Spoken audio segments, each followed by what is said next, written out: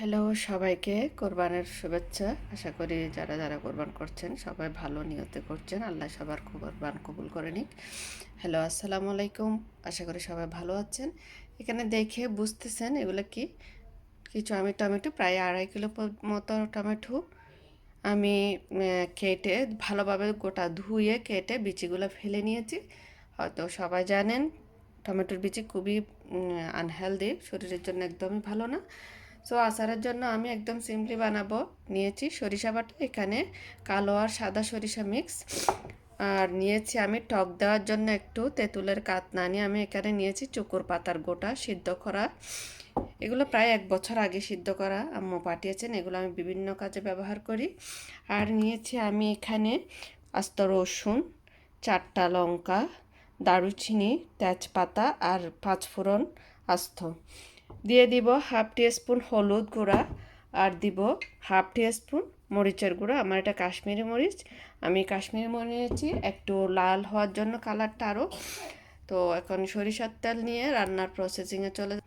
আর হ্যাঁ, একটু করে দিয়ে দিব জিঞ্জার পেস্ট, একদম হাফ টিস্পুন।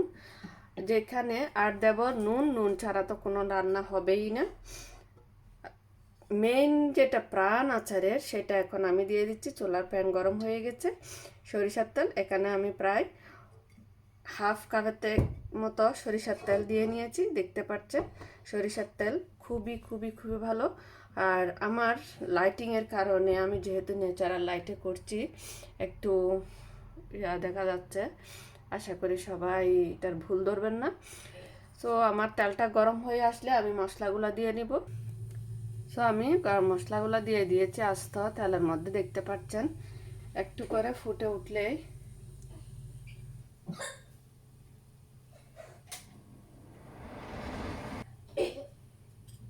সো মশলাগুলো দেখতে পাচ্ছেন খুবই ভালোভাবে স্মেল ছড়াচ্ছে, যদিও বা স্মেলটা ভিডিওতে দেখা যাচ্ছে না। এ পর্যায়ে আমি গার্লিকগুলো দিয়ে দেব। গার্লিকগুলো আমি ধুয়ে পানি ঝরিয়ে রেখেছি যাতে পানির ছিটি না হয়ে যায়। সো একদম গার্লিকগুলো নরম হয়ে যাওয়া পর্যন্ত নাড়তে থাকবো। গার্লিকগুলো একদম কালার চেঞ্জ হয়ে গেছে, এই অবস্থায় আমি দিয়ে দিব সরিষা বাটাটা, আর দিয়ে দিব জিঞ্জার পেস্ট। এটা খুব ভালোভাবে মিক্স করে নেব। এখন দিয়ে দিব কাশ্মীরি মরিচের গুঁড়ি 1 টিস্পুন, দিয়ে দিব হলুদ হাফ টিস্পুন। হলুদ বেশি হলে একটু হলুদ হলুদ গন্ধ লাগবে, তাই এখন মিক্স করে নিব ভালোভাবে। ভালোভাবে মিক্স করে নিয়েছি, কালারটা দেখুন খুব দ্রুত চেঞ্জ হয়ে গিয়েছে। এখন দিয়ে দিব আমি টমেটোটা দিয়ে এখন আমি খুব ভালোভাবে ধীরে হাতে মিক্স করে নেব। যেহেতু আমার টমেটোটা একটু বেশি, সো আস্তে আস্তেই করতে হবে। খুব ভালোভাবে মিক্স করে নিয়েছি আমি, দেখতে পাচ্ছেন। তো আমি কিন্তু এখনো পর্যন্ত লবণ দিই নাই, কারণ লবণ দিলে খুব দ্রুত পানি ছেড়ে দিবে, কষানোটা ভালো হবে না, তাই আমি লবণ দিই নাই। আমি এটা একদম নরম হয়ে আসলে টমেটোটা অটোমেটিক সিদ্ধ হতে হতে তারপর আমি লবণটা অ্যাড করব। ফিরে আসব, সাথে থাকুন। দেখুন কত সুন্দর করে একদম সফট হয়ে গেছে। তো আমি এরপর যে কিছু স্কিন তুলে নেব।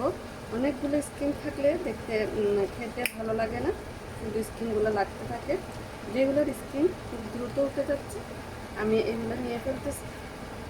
দেখতে পাচ্ছেন একটা, এই কাজটা আমি যেহেতু গরম খালি হাতে ধরা যাবে না, একটা ফরসেপের মাধ্যমে করতেছি। যেগুলাতে উঠতেছে আমি ওগুলার একটা একটা করে তুলে নিচ্ছি।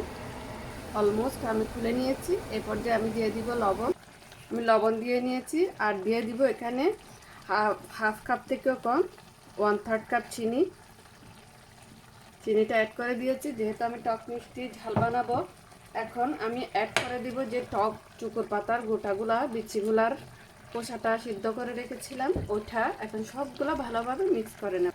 সবগুলো উপকরণ দেওয়ার শেষ আমার, আমি খুব ভালোভাবে মিক্স করে নিয়েছি। দেখুন পানি ছেড়েছে, যার জন্য এতক্ষণ পুরো প্রসেসিংয়ে ছিল আমার চুলার ফ্লেমটা একদম লো মিডিয়াম।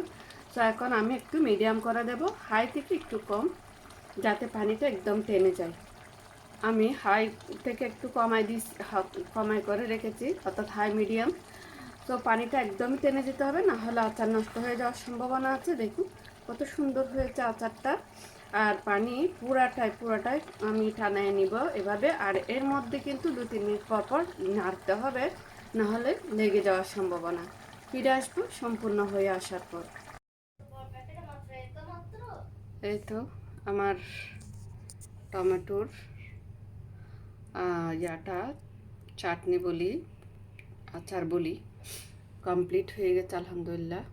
দেখুন খুব সুন্দর হয়েছে কালারটা। আমার মোবাইলের কারণে নাকি বাইরের ন্যাচারাল আলোর কারণে হচ্ছে বুঝতে পারছি না, এটার রিয়েল রেডটা আসছে না, হয়তো বা পিকচার তুললে আসতে পারে।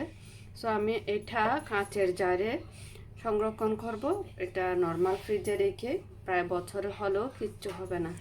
তো ধন্যবাদ সবাইকে যারা সাবস্ক্রাইব করেছেন আমার চ্যানেলটি, এবং যারা এখনও করেন না তাদেরকে অগ্রিম ধন্যবাদ। আর লাইক কমেন্ট শেয়ার করবেন, আমার ভিডিওগুলো বেশি বেশি দেখবেন, সাবস্ক্রাইব করে পাশে থাকবেন। সবাইকে আবারও ঈদের শুভেচ্ছা। আল্লাহ হাফেজ।